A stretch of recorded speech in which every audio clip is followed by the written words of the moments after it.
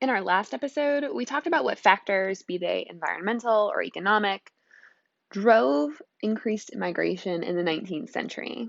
In this episode, we're going to dig into what the effects of these new patterns of migration were. So get ready, because it's about to get started.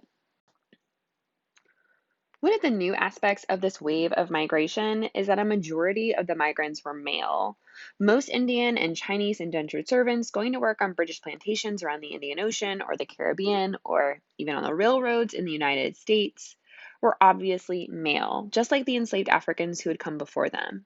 Speaking of enslaved Africans, it's important to note that the trade in people between Africa and the Americas continued, particularly to sugar colonies like Brazil, where natural reproduction was hindered by horrible conditions and low life expectancy. Slavery will not be abolished in Brazil until 1888, so the forced migrations of Africans continues.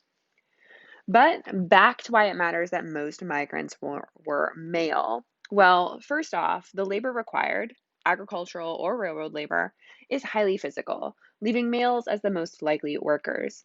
Secondly, it's easier and safer for a man to travel alone, so being transported across multiple oceans is less of a threat to one's safety.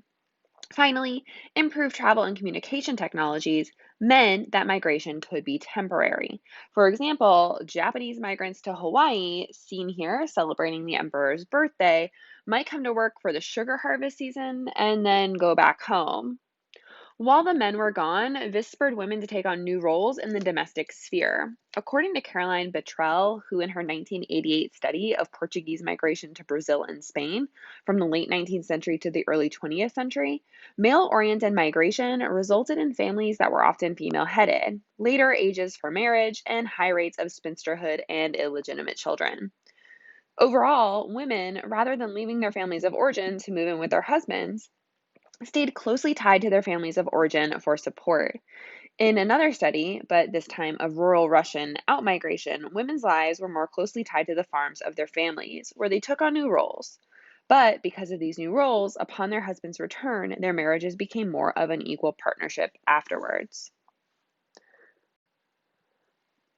Whether migrating as just a single male or as a family unit, most migrants tended to settle in what we call ethnic enclaves. So, once again, we can kind of see an example of that as these Japanese migrants to Hawaii are celebrating the emperor's birthday. Ethnic enclaves were tightly knit geographic locations within a city that worked to insulate migrants from the dominant culture of the new country.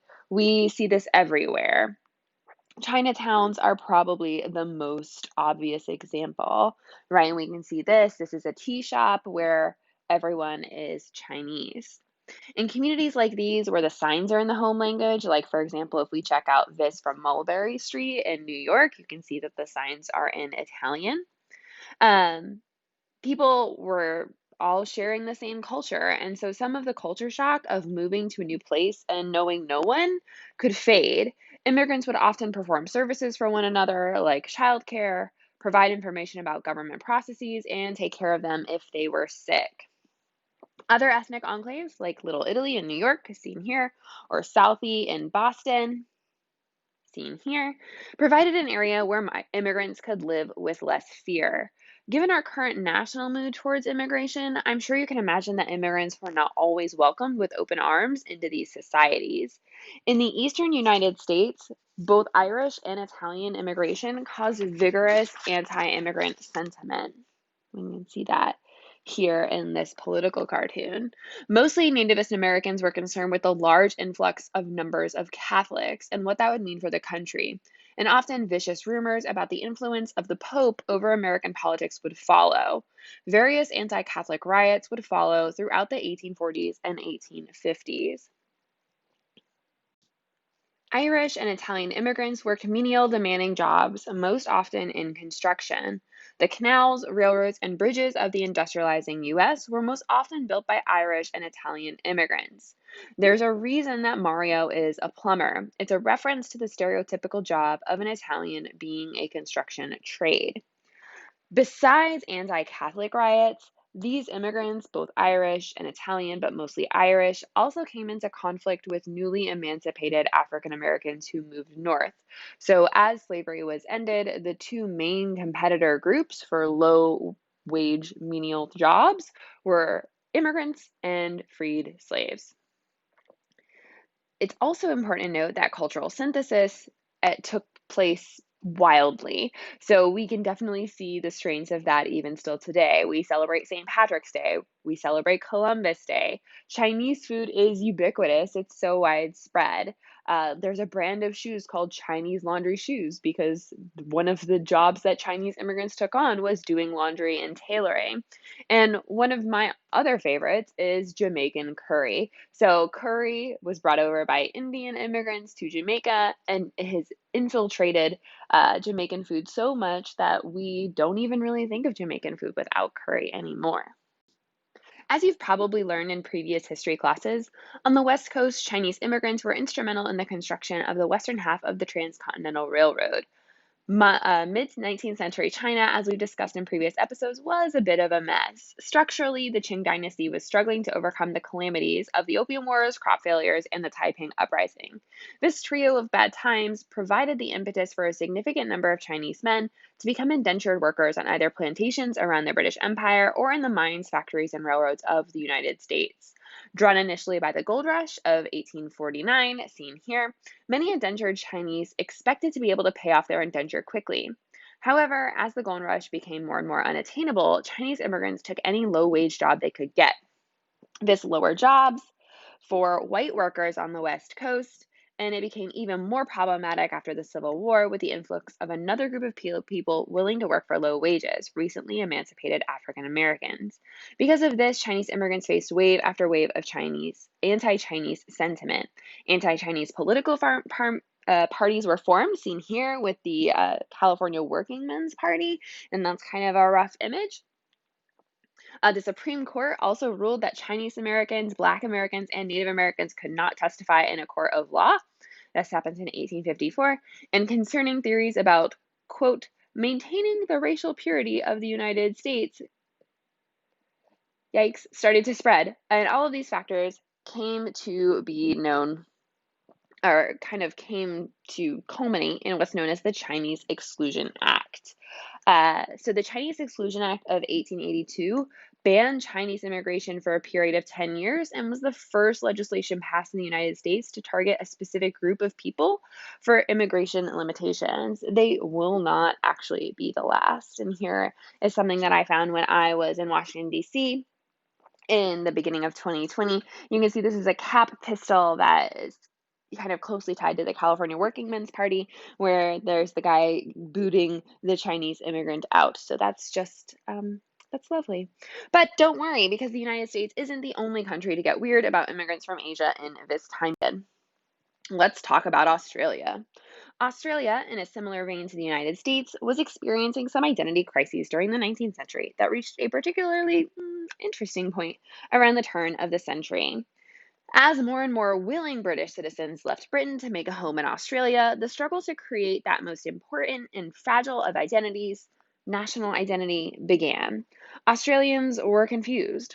They desperately wanted to be British, but they were not in Britain. What to do? How to preserve their Britishness so far from home? Surrounded by powerful, old Asian cultures everywhere they looked. As you've no doubt gathered, racial anxiety plagued much of the world during the 19th century. The huge shifts in migration, the creation of nation states, and new abilities to travel challenged the traditional sense of what it meant to belong somewhere.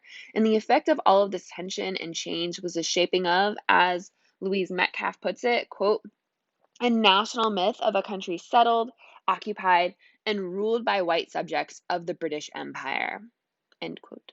Beyond creating this identity for these people who were so thoroughly displaced from their what they saw as their homeland, the emphasis on whiteness and racial purity was fed by common fears about being, quote, corrupted by tropic climes. And Australians felt that this purity was the only way to avoid the inevitable decay of their race. Metcalf goes on to note how being on the far, far side of the British Empire caused extreme unease with the prospect of being forgotten in a wave of Asian immigration. Because of this fear of the pretty horribly titled, Yellow Peril, and the subsequent loss of this national identity to a tsunami of non-whites, the policy of white Australia, seen here, was pursued with vigor through the Immigration Restriction Act of 1901, which in practice eliminated non-European migration to Australia. Like the Chinese Exclusion Act, the White Australia policy sticks out to us today for its rampant racism and avoidance, basically fear of creating a multicultural society. They were, however, deeply representative of the concerns of empire and nation of the day. Multiculturalism and nationalism are difficult to reconcile sometimes, and most societies and individuals in the 21st century accept that we actually can be a nation, even if we don't share a race. I'll let Louise Metcalf close us out. Quote, "Yet, while white Australia neither applies to modern society nor is accepted there, it united Australia in a common strength of purpose and belief, without which unification, may well have been impossible. Its influence lingers in our systems of government, controversies over refugees, debates about Aboriginal land rights, and the content of school curricula, and finally, in a pervasive desire to adhere to the sensitivities of political correctness and avoid the label of racist." I'm not sure if Metcalf is defending the policy here or apologizing it, but her statement reminds me that we owe the past both a look in from its own time period and judgment from our own.